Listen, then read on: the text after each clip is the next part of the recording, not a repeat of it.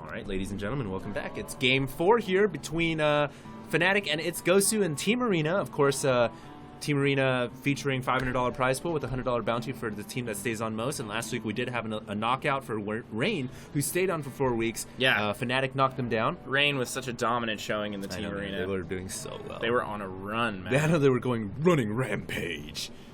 Fnatic, Rain. Killing spree. Dude, we should have a little like soundbite that pops up at the end. Monster kill. Holy yeah, I got you.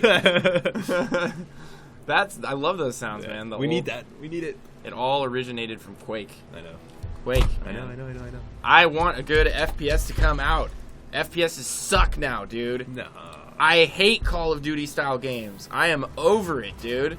You know CS 1.6 was cool, but CS isn't even necessarily the best game type for first-person shooters. Battles are over instantaneously, man. What about any game where you just instantly die, like a grenade or like a headshot or like a sniper rifle just like blows you up, is not a good game, man. Why? Quake. That's how 1.6 was. Dude, Quake. I know.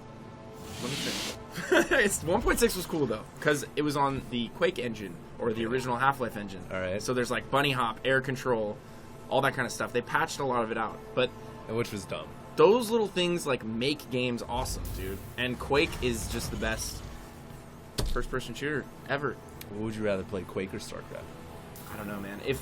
See, the thing is, I really love team games. At the end of the day, and StarCraft isn't that much of a team StarCraft, game. All the weight's on your shoulders, man. Even in like team arena matches, Team Arena Even type Team stuff. Arena, yeah. The camaraderie is just different. When you're playing like on a 5-man team in an FPS, you're like one cohesive unit. Like everyone you play for each other, you know? If you're good.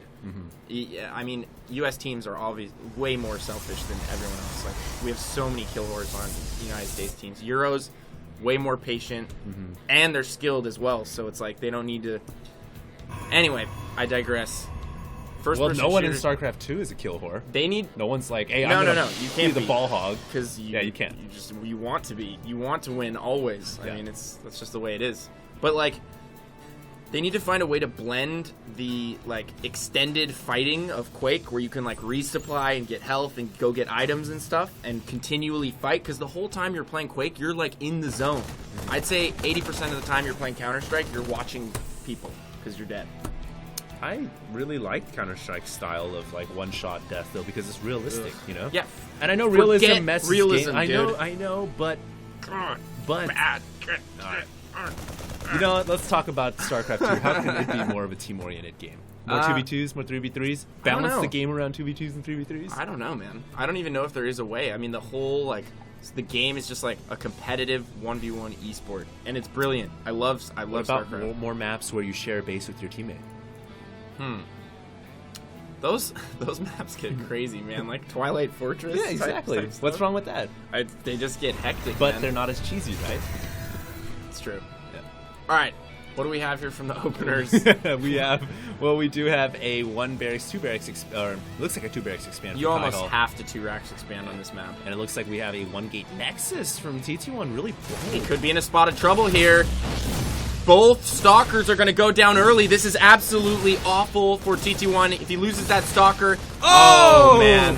He did lose that last Stalker. He is going to take some serious damage here. He's not mining right now. Yep. And more units are streaming in. And more probes could go down as well. The probes now scurrying back to get minerals back at the main. This little 2 barracks play from Kyhol actually doing a lot of damage. Yeah. And, you know, this is the thing, Quirice. If you're going to go for 1 gate Nexus, you're so vulnerable to anything, really. Especially on this map. Well, to be fair, Kyhol did luck out a little bit. TT1 wasn't paying attention. Both of those Stalkers did get trapped, if you will, by the concussive shells. A lot of times players won't even let that first shot go off. I'm surprised that Kyhol isn't shooting with the double Marauders kiting in the front. Yeah, I don't know why. He could be shooting with the 2 Marauders in the front and kiting with the Marauder in the back, but he's not. I would have just stutter stepped all the way. Forget it. Like, could focus fire as many probes as you can and try and get him down. But he denied a lot of mining time. He did. But the most important part is that he wasn't able to end the game. Kyhol was. No. So he could have ended the game, but he didn't. Potentially, yeah. I think he could have done a lot of damage. More damage than he did, but he did a lot. And he does have a lot of Marauders here. Does he have conch shells? Yes, of course he does. Does he have stim on the way? Yes. So he's about to have stim and conch shells combined. He's going to have stim and conch shells. So his next push here could do a lot of damage. Could potentially do a ton of damage. I don't know if I like the really super quick +1 out of Kyhol. I feel like he did a lot of damage. He did a lot of economic damage. I think he had an opportunity to add a third Rax and do a really aggressive timing push here with Stim. So you don't like how he's just doing it off of 2 barracks? Rather No, I think adding a third, even a 4th Rax, and just absolutely... It's pretty traditional to get a 3rd and 4th barracks after the command center, right? Yes. So it's a little weird here. He hasn't thrown him down. I definitely agree. Especially given the fact that with the opening, he killed a few units. He stopped all that mining time. He knows that TT1 is going to overcompensate on probes. We see TT1 just chain producing probes, pylons. He only has 2 zealots and well, here's the thing though. This push could still do a lot of damage despite only being on 2 barracks and 3 bunkers coming down here as well. This is actually forcing TT1 to engage because he cannot allow the bunkers to go up. So nice play right here. Kyhol is going to lose one of the SCVs building the bunker. No, he doesn't. He keeps the SCV alive, and it looks like Kyhol is going to push TT1 back, but TT1 has a lot of forces. And oh, so many probes are going to go down here. Is he going to stutter set the probes? Yes, he is. In 1 bunker, still in construction. That's going to get picked off. And wow. Look at how many probes went down, Pain User. That was fantastic. Still only a 3 harvester differential. Interesting. Well, TT1 must have been way ahead. Well, the thing is, TT1 did have the Nexus up early. So he was chrono-wing probes the entire time, and he was getting all of his economy going. That's what I'm saying, man. If that had been like a 4 Rax timing push or something, I don't know if TT1 would have been able to hold it. I don't think 2 Raxes is enough. And now he's teching straight into Medivacs here. He just doesn't have enough production at this point in the game, I don't think. To get Medivacs? I mean, this is almost select style. Just going for the super quick Medivac. Yeah, I'm confused that he's not adding on more barracks. Like, he has all the upgrades for Marines and Marauders, but he only has 2 barracks worth of production. It's actually really going to hinder him. Although his army is still pretty big, he didn't really lose that many Marauders at that attack. So he's kept his army pretty large, and it looks like he's going to fall back into a defensive posture. Yep, he's going to sit back and macro up a little bit here. What do we see from TT1? TT1, just 4 gates. One of those players that loves his timing pushes. He loves to 6-gate. He loves to 6-gate Forge, 6-gate Twilight. Yep. Pretty much any version of the 6-gate TT1 is down with, and he's very good at executing them, which makes him a threat to anyone. Yeah, absolutely. It's such a good build. Well, once again, we have Kyhol using the Marauders inside the bunker to get that range, as you mentioned before. Looks like this bunker going to get focused down first. A lot of SCVs repairing it. The Force is trying to lock the Marines and Marauders out, but not enough. And that is going to mean that Kyhol can get out of the way. The bunker in the middle is going to go down No as repairing well. on that second bunker. No repairing on the bunker. The SCV is now arriving really late, but it looks like Kyhol will be able to push power him back. through it. You don't think he's going to be able to push him back? I think he's going to be able to power through it. That's what I'm saying. I think Kyhol is going to be able to push him off, and if he gets that pylon, he could stop the aggression here from TT1. But he's not. TT1 doesn't want to have anything to do with the rest of that push. He's going to fall back. There goes the Twilight and the Forge. And is he going to add some more gateways here? TT1 down in supply right now considerably. Well, he lost a lot of his army there in that engagement, trying to barrel his way through a triple bunker grid, which is pretty hard to do. You'd be surprised. I know it can happen, but I mean, man, bunkers they're beefy units, they're beefy buildings. So Kyhol here is going to throw up another CC, still operating off of 2 barracks. There we go. 3 more? Yeah, so he's going to have 5 barracks now, really late to the party, but getting those early dropships out. So I wonder if he's going to use the dropships that he got so early. I still think Kyhol's in a great situation right now. Now that the Medivacs have kicked in and his supply is just booming right now. He should be dropping right now, I think. Potentially, yeah. He might just sit take back and advantage of the macro early up. dropships that he got, right? Yeah, he got for sure. so quickly.